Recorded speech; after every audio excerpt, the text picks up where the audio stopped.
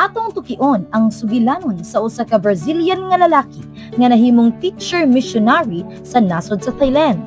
Kini ang sumpay sa sugilanon ni Teacher Benato nga nagauluhan. Pagpahigawas ug mga binilanggo.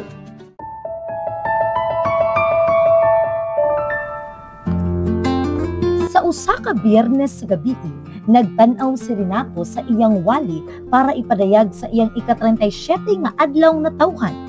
Siya usa ka Brazilian nga bag-o pa lang nagsugod sa iyang misyonaryong trabaho isip magtutudlo sa Thailand. Iyang giingnan ang pastor. "Layo ko sa akong pamilya.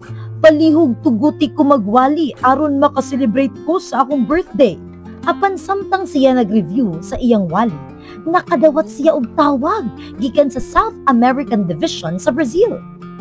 Giingnan siya nga adunay Brazilian nga lalaki, usa ka kanhing Adventist nga napriso sa Bangkok tungod sa drug trafficking.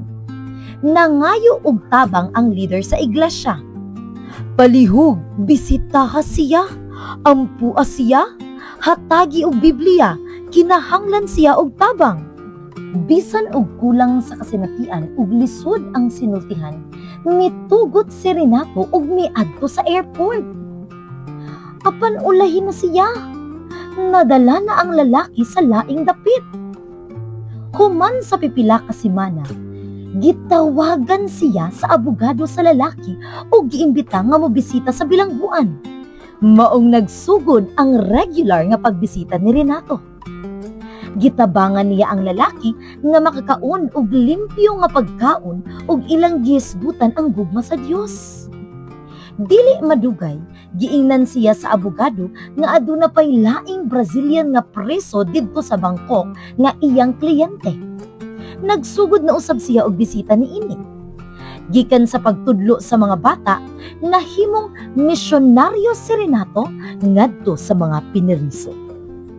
"Ginaampo nako nga mausab ang ilang kasing-kasing," ingon ni Renato. "Basig sa umaabot makita nato ang bunga sa mga pag-ampo," dugang pa ni Renato.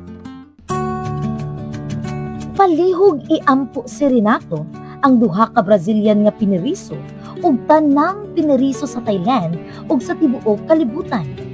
Iampo usab ang mga tawo nga naulipon sa sala nga makabati sila sa kaluwasan nga gidala ni Jesus. Salamat sa inyong 13th Sabbath offering karong quarter nga motabang sa pagpalapad sa ebanghelyo sa Southern Asia Pacific Division, lakip na ang nasod sa Thailand.